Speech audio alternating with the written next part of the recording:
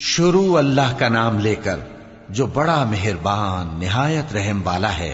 इस किताब का उतारा जाना अल्लाह की तरफ से है जो गालिब है, हिकमत वाला है।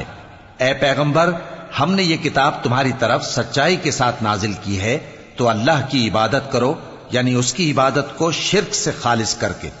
देखो, खालिस इबादत अल्लाह ही के लिए ज़ेबा है, और जिन लोगों ने उसके सिवा और दोस्त बनाए हैं वो कहते हैं कि हम उनको इसलिए पूछते हैं कि वो हमको अल्लाह का मुकर्रब बना दें।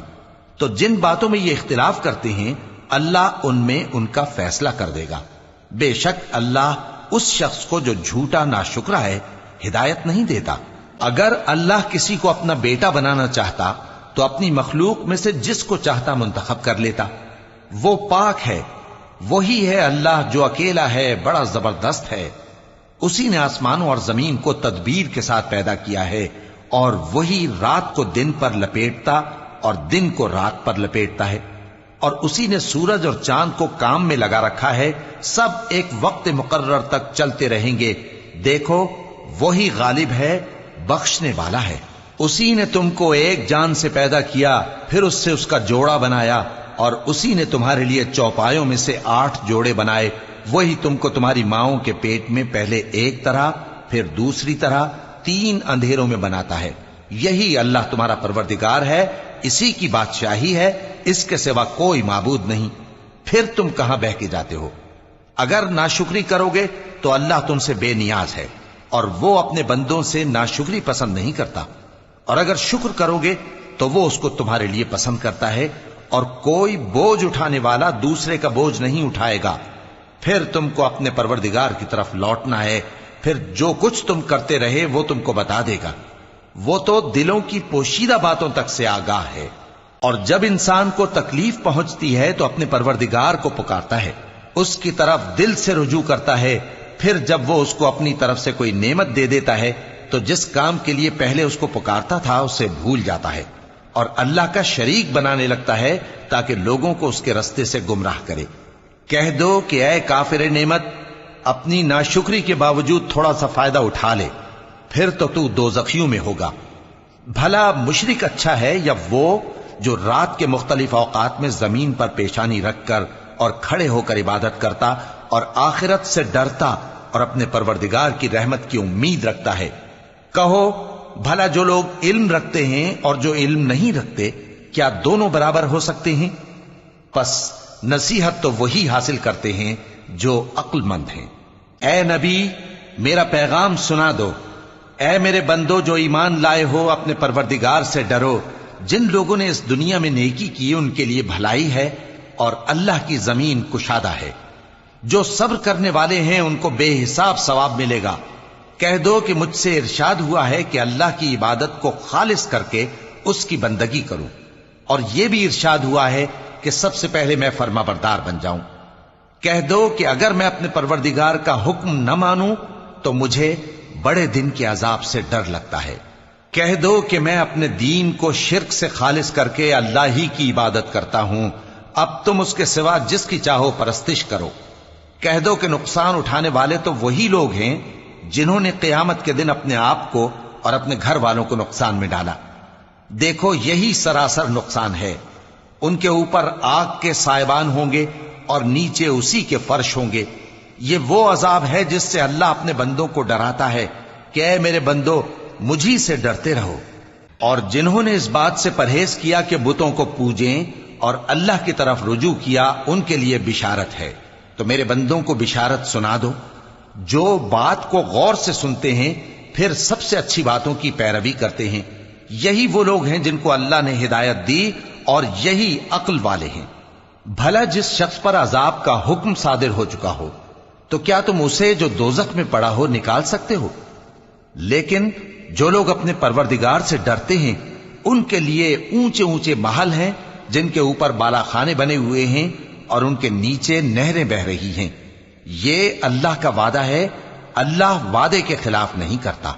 क्या तुमने नहीं देखा कि अल्लाह आसमान से पानी नाजिल करता, फिर उसको जमीन में चश्मे बनाकर जारी करता, फिर उससे खेती उगाता है जिसके तरह तरह के रंग होते हैं, फिर वो तैयार हो जाती है, बस तुम उसको देखते हो कि जर्द हो गई है। پھر اسے چورا چورا کر دیتا ہے۔ بے شک اس میں عقل والوں کے لیے نصیحت ہے۔ بھلا جس شخص کا سینہ اللہ نے اسلام کے لیے کھول دیا ہو، سو وہ اپنے پروردگار کی طرف سے روشنی پر ہو، تو کیا وہ سخت دل کافر کی طرح ہو سکتا ہے؟ پس ان پر افسوس ہے جن کے دل اللہ کی یاد سے غافل اور سخت ہو رہی ہیں، اور یہی لوگ سراسر گمراہی میں ہیں۔ اللہ نے نہایت اچھی باتیں نازل فرمائی ہیں، یعنی کتاب جس کی آیتیں باہم ملتی جلتی ہیں اور دہرائی جاتی ہیں۔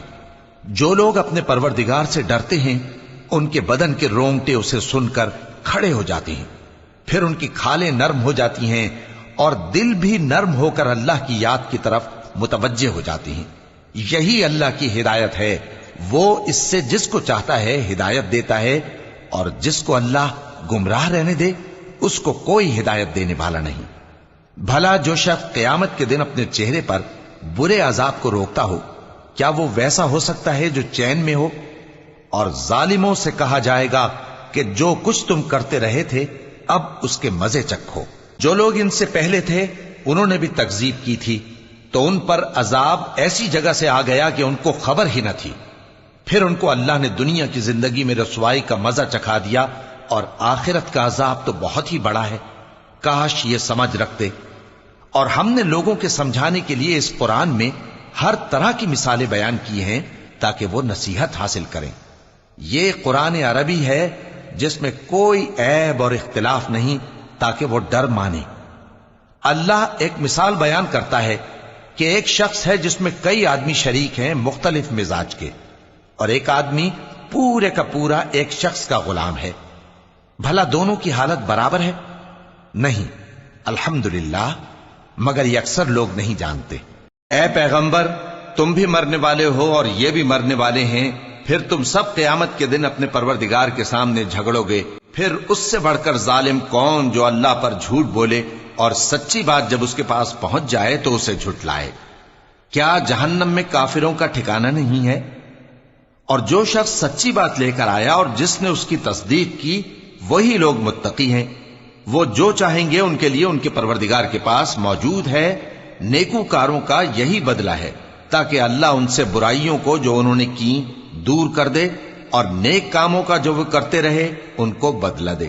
کیا اللہ اپنے بندے کو کافی نہیں؟ اور اے نبی، یہ تم کو ان لوگوں سے جو اللہ کے سوا ہیں یعنی غیر اللہ سے ڈراتے ہیں، اور جس کو اللہ گمراہ رہنے دے اسے کوئی ہدایت دینے والا نہیں، اور جس کو اللہ ہدایت دے اس کو کوئی گمراہ کرنے والا نہیں۔ کیا اللہ عزت والا بدلہ لینے والا نہیں ہے؟ اور اگر تم ان سے پوچھو کہ آسمانوں اور زمین کو کس نے پیدا کیا تو کہہ دیں گے کہ اللہ نے۔ کہو کہ بھلا دیکھو تو جن کو تم اللہ کے سوا پکارتے ہو، اگر اللہ مجھ کو کوئی تکلیف پہنچانی چاہے تو کیا وہ اس تکلیف کو دور کر سکتی ہیں؟ یا اگر وہ مجھ پر مہربانی کرنا چاہے تو کیا وہ اس کی مہربانی کو روک سکتے ہیں؟ کہہ دو کہ مجھے اللہ ہی کافی ہے، بھروسہ رکھنے والے اسی پر بھروسہ رکھتے ہیں۔ کہہ دو کہ اے قوم، تم اپنی جگہ عمل کیے جاؤ، میں اپنی جگہ عمل کیے جاتا ہوں۔ ان قریب تم کو معلوم ہو جائے گا کہ کس پر عذاب آتا ہے جو اسے رسوا کرے گا، اور کس پر ہمیشہ کا عذاب نازل ہوتا ہے۔ ہم نے تم پر یہ کتاب لوگوں کی ہدایت کے لیے سچائی کے ساتھ نازل کی ہے، تو جو شخص ہدایت پاتا ہے تو اپنے بھلے کے لیے، اور جو گمراہ ہوتا ہے تو گمراہی سے اپنا ہی نقصان کرتا ہے۔ اور اے پیغمبر، تم ان کے ذمہ دار نہیں ہو۔ اللہ لوگوں کے مرنے کے وقت ان کی روحیں قبض کر لیتا ہے، اور جو مرے نہیں ان کی روحیں سوتے میں قبض کر لیتا ہے۔ پھر جن پر موت کا حکم کر چکتا ہے ان کو روک رکھتا ہے، اور باقی روحوں کو ایک وقت مقرر تک کے لیے چھوڑ دیتا ہے۔ جو لوگ غور و فکر کرتے ہیں ان کے لیے اس میں نشانیاں ہیں۔ کیا انہوں نے اللہ کے سوا اور سفارشی بنا لیے ہیں؟ کہو کہ خواہ وہ کسی چیز کا بھی اختیار نہ رکھتے ہوں اور نہ کچھ سمجھتے ہی ہوں تب بھی کہہ دو کہ سفارش تو سب اللہ ہی کے اختیار میں ہے، اسی کے لیے آسمانوں اور زمین کی بادشاہت ہے، پھر تم اسی کی طرف لوٹ کر جاؤ گے۔ اور جب ایک اکیلے اللہ کا ذکر کیا جاتا ہے تو جو لوگ آخرت پر ایمان نہیں رکھتے ان کے دل گھٹ جاتے ہیں، اور جب اللہ کے سوا اوروں کا ذکر کیا جاتا ہے تو فوراً خوش ہو جاتے ہیں۔ کہو کہ اے اللہ، اے آسمانوں اور زمین کے پیدا کرنے والے، پوشیدہ اور ظاہر کے جاننے والے، تو ہی اپنے بندوں میں ان باتوں کا جن میں وہ اختلاف کرتے رہے ہیں فیصلہ کرے گا۔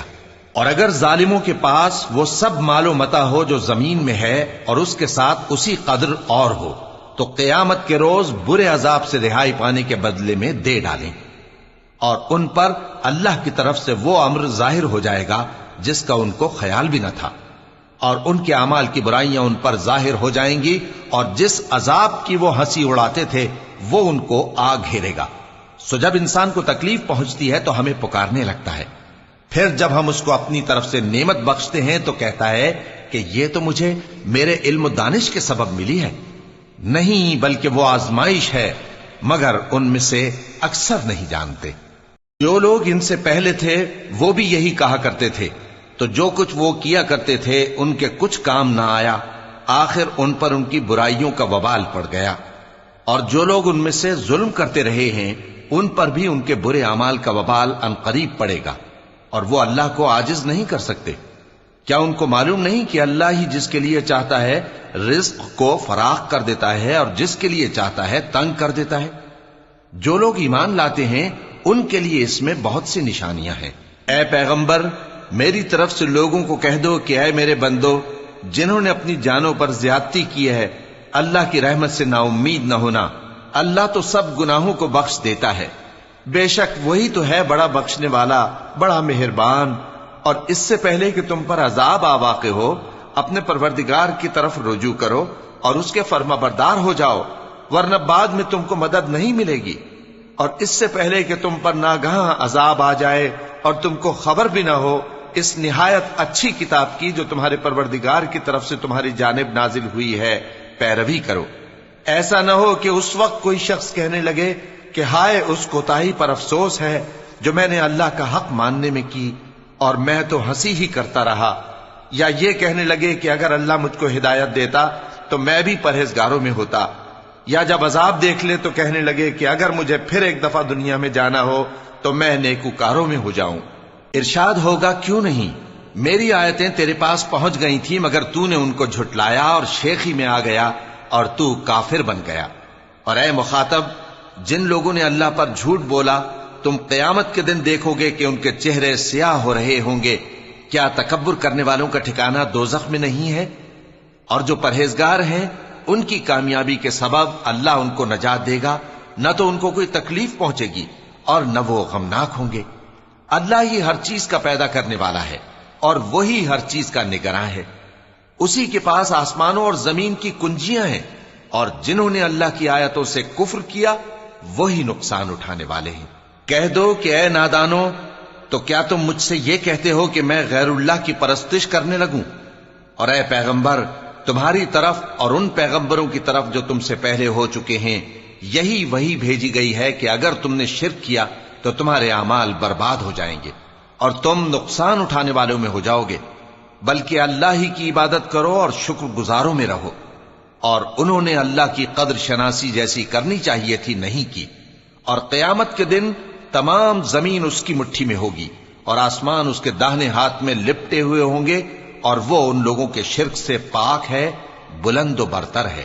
اور جب سور پھونکا جائے گا تو جو لوگ آسمانوں میں ہیں اور جو زمین میں ہیں سب بے ہوش ہو کر گر پڑیں گے مگر وہ جس کو اللہ چاہے۔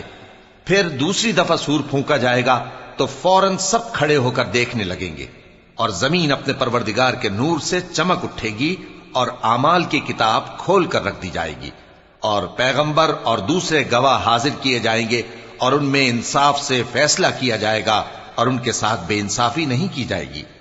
اور جس شخص نے جو عمل کیا ہوگا اس کو اس کا پورا پورا بدلہ مل جائے گا، اور جو کچھ یہ کرتے ہیں اس کو سب کی خبر ہے۔